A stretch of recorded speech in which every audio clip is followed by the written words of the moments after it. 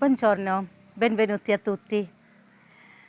Reflexive പ്രൊനൗൺസിൻ്റെ ഒരു class വേണം എന്നുള്ള റിക്വസ്റ്റ് കുറേ നാളായിട്ട് ഇങ്ങനെ കണ്ടിന്യൂസ് ആയിട്ട് വരുന്നുണ്ട്.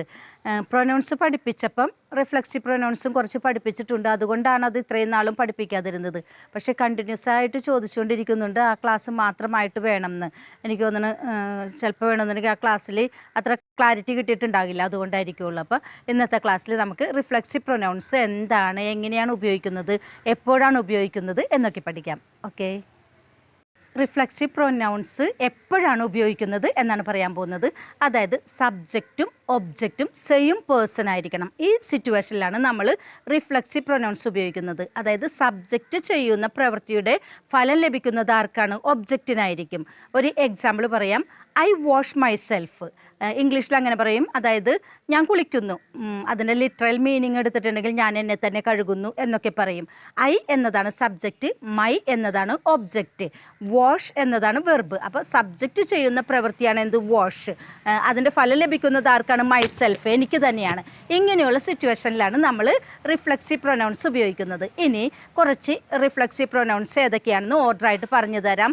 അതായത് ഇംഗ്ലീഷിൽ നമ്മൾ ഹിംസെൽഫ്, മൈ സെൽഫ്, ദംസെൽസ് എന്നൊക്കെ പറയില്ലേ, അതൊക്കെ തന്നെയാണ് ഇറ്റാലിയനിൽ. അത് ഏതൊക്കെയാണെന്ന് ഞാനൊന്ന് പറഞ്ഞു തരാം. ഓക്കെ, മീ, മൈ സെൽഫ്, ഞാൻ തന്നെ, എന്നെ തന്നെ എന്നൊക്കെയാണ് അതിൻ്റെ അർത്ഥം വരുന്നത്. തീ, യുവർ സെൽഫ്, നീ തന്നെ, നിന്നെ തന്നെ. ഇനി സി എന്ന് പറഞ്ഞിട്ടുണ്ടെന്നുണ്ടെങ്കിൽ himself, herself, itself, അവൻ തന്നെ, അവൾ തന്നെ, അത് തന്നെ, അല്ലെങ്കിൽ അവളെ തന്നെ, അവനെ തന്നെ, അതിനെ തന്നെ എന്നൊക്കെ പറയാൻ വേണ്ടിയിട്ടാണ് സി എന്ന് പറയുന്നത്. അത് കഴിഞ്ഞിട്ട് ചീ ഉണ്ട്. ചീ എന്ന് പറഞ്ഞിട്ടുണ്ടെങ്കിൽ അവർ സെൽഫ്, നമ്മളെ തന്നെ, ഞങ്ങളെ തന്നെ, ഞങ്ങൾ തന്നെ എന്നൊക്കെ അർത്ഥം വരുന്നു. വി, യുവർ സെൽഫ്, നിങ്ങൾ തന്നെ, നിങ്ങളെ തന്നെ എന്നുള്ള അർത്ഥം വരുന്നു. വീണ്ടും സി വരുന്നുണ്ട്. ഈ സി ഉപയോഗിക്കുന്നത് ദം സെൽഫ് എന്നുള്ള അർത്ഥത്തിലാണ്. ഒരു കാര്യം നിങ്ങൾക്ക് കൺഫ്യൂഷൻ ഉണ്ടാക്കാനുള്ള സാധ്യതയുണ്ട്, അതൊന്ന് ക്ലിയർ ആക്കി തരാം.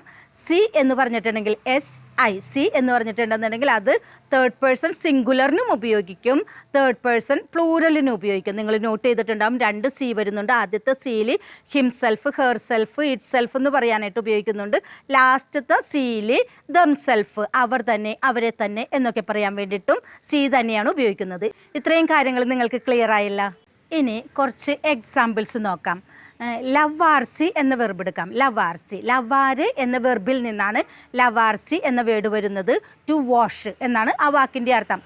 ഇയു മിലാവോ എന്ന് പറഞ്ഞിട്ടുണ്ടെങ്കിൽ ഐ വാഷ് മൈ സെൽഫ്, നേരത്തെ പറഞ്ഞ എക്സാമ്പിളാണ്. അതിൻ്റെ ഇറ്റാലിയൻ ഇങ്ങനെയാണ് പറയുന്നത്, ഇയോ മീ ലാവോ. ഇയോ എന്നത് സബ്ജക്റ്റാണ്, മീ എന്നത് ഒബ്ജക്റ്റാണ്, ലാവോ എന്ന് പറഞ്ഞിട്ടുണ്ടെങ്കിൽ ടു വാഷ്. അപ്പോൾ ഇയോ മീ ലാവോ എന്ന് പറഞ്ഞിട്ടുണ്ടെങ്കിൽ ഐ വാഷ് മൈ സെൽഫ് എന്നുള്ള അർത്ഥമാണ്. നെക്സ്റ്റ് വൺ, ടു തി ലാവി, ടു തി ലാവി, വാഷ് യുവർ സെൽഫ് എന്നുള്ള അർത്ഥം വരുന്നത്. അല്ലെങ്കിൽ യു വാഷ് യുവർ സെൽഫ് എന്നൊക്കെ ഇംഗ്ലീഷിൽ പറയും. അതായത് നീ കുളിക്കുക എന്നുള്ള അർത്ഥമാണ് വരുന്നത്. മലയാളത്തിൽ പറയുമ്പോൾ നീ നിന്നെ തന്നെ കഴുകുക എന്നൊന്നും നമ്മൾ മലയാളത്തിൽ പറയില്ല. നെക്സ്റ്റ്, ലൂയ് ഓ ലെയ് സി ലാവ, ലൂയ് ഓ ലെയ് സി ലാവ എന്ന് പറഞ്ഞിട്ടുണ്ടെങ്കിൽ അവൻ അല്ലെങ്കിൽ അവൾ കുളിക്കുക അല്ലെങ്കിൽ കുളിക്കുന്നു, അതുമല്ലെന്നുണ്ടെന്നുണ്ടെങ്കിൽ വാഷ് ചെയ്യുക എന്നുള്ള അർത്ഥം വരുന്നു. നെക്സ്റ്റ് വൺ, നോയ്ച്ചി ലവ്യാമോ, നോയ് ചി ലവ്യാമോ. ചി എന്നതാണ് നമ്മൾ നേരത്തെ കണ്ടു കഴിഞ്ഞു. റിഫ്ലെക്സീവ് പ്രൊനൗൺ എന്താണ്? ചി എന്നതാണ്. നോയ്ച്ചി ലവ്യാമോ എന്ന് പറഞ്ഞിട്ടുണ്ടെങ്കിൽ വി വാഷ് അവർ സെൽസ് എന്നുള്ള അർത്ഥം വരുന്നു. നോയ്ച്ചി ലവ്യാമോ. നെക്സ്റ്റ്, വോയ് വി ലവാത്തെ, വോയ് വി ലവാത്തെ, യു വാഷ് യുവർ സെൽസ്. വി എന്നതാണ് റിഫ്ലെക്സീവ് പ്രൊനൗൺസ് ആയിട്ട് വരുന്നത്. നെക്സ്റ്റ് വൺ, ലോറോ സി ലാവനോ. നേരത്തെ നമ്മൾ കണ്ടതാണ്. അതായത് തേർഡ് പേഴ്സൺ സിംഗുലറിനും തേർഡ് പേഴ്സൺ പ്ലൂരനും സി ആണ് വരുന്നത് എന്ന്. അപ്പോൾ ലോറോ സി ലാവനോ എന്ന് പറഞ്ഞിട്ടുണ്ടെന്നുണ്ടെങ്കിൽ ദേ വാഷ് ദംസെൽസ് എന്നുള്ള അർത്ഥം ഇംഗ്ലീഷിൽ വരുന്നു. ലോറോ സി ലാവനോ. ഇനി നമുക്ക് കുറച്ച് കോമൺ റിഫ്ലെക്സീവ് വേർബ്സ് നോക്കാം. ഫസ്റ്റ് വൺ, സ്വെല്യാർസി. സ്വെല്യാർസി എന്ന് പറഞ്ഞിട്ടുണ്ടെന്നുണ്ടെങ്കിൽ ടു വേക്കപ്പ്, ഉണരുക, സ്വെല്യാർസി.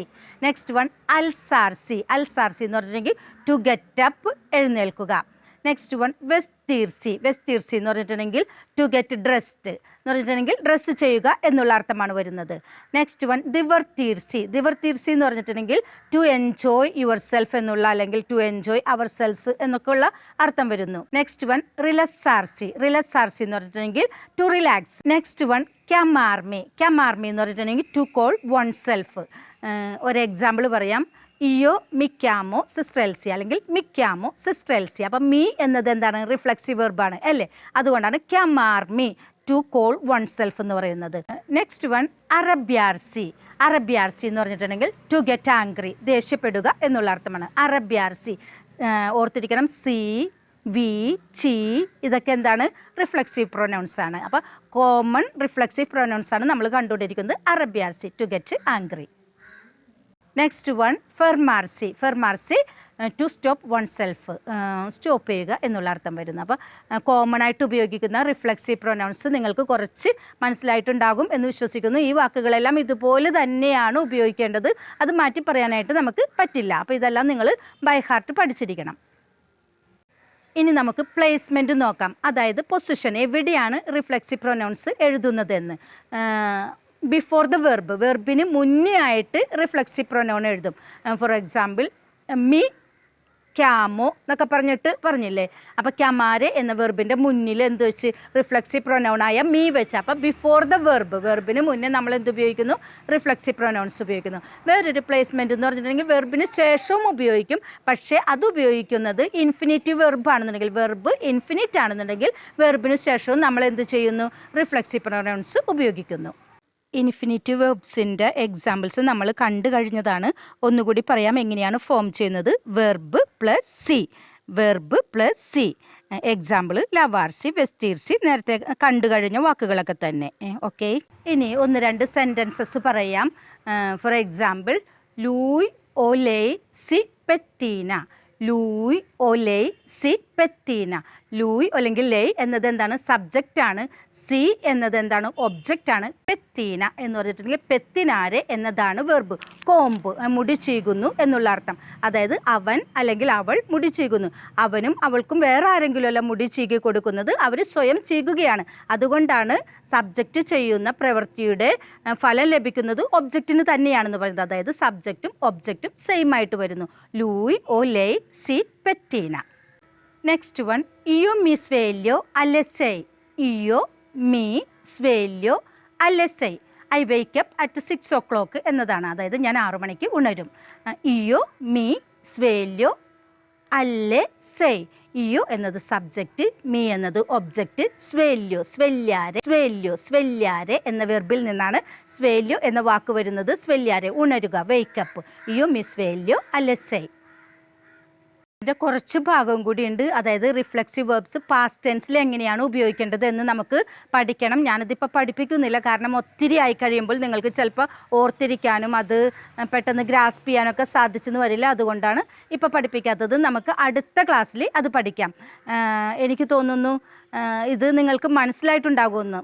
സാധാരണ ഇറ്റാലിയൻ അത്യാവശ്യം നന്നായിട്ട് പറയുന്നവരും റിഫ്ലെക്സീവ് പ്രൊനൗൺസ് തെറ്റിച്ച് പറയുന്നത് ഞാൻ കേട്ടിട്ടുണ്ട്. പലർക്കും അത് ക്ലിയർ അല്ല. അതുകൊണ്ടാണ് വീണ്ടും വീണ്ടും ഇത് പറഞ്ഞുകൊണ്ടിരിക്കുന്നത്. നിങ്ങൾ ഒത്തിരി പ്രാവശ്യം ഈ ക്ലാസ് കേട്ട് എന്തൊക്കെയാണ് ഇൻഫിനിറ്റീവ് വെർബ്സ് എന്ന് ഓർത്തിരിക്കണം. അതുപോലെ തന്നെ എവിടെയാണ് റിഫ്ലെക്സീവ് പ്രൊനൗൺസ് ഉപയോഗിക്കേണ്ടത്, ബിഫോർ ദ വെർബാണോ ആഫ്റ്റർ ദ വെർബാണോ, ഇങ്ങനെയുള്ള കാര്യങ്ങളൊക്കെ നിങ്ങൾ കുറേ പ്രാവശ്യം കേട്ട് തറവാക്കണം. അങ്ങനെയാക്കി കഴിയുമ്പോൾ നിങ്ങൾക്ക് നല്ല രീതിയിൽ ഈ റിഫ്ലെക്സീവ് പ്രൊനൗൺസ് ഉപയോഗിക്കാനായിട്ട് സാധിക്കും. ഞാൻ ക്ലാസ് വൈൻഡപ്പ് ചെയ്യുകയാണ്. May God bless you. ഗ്രാറ്റ്സേ.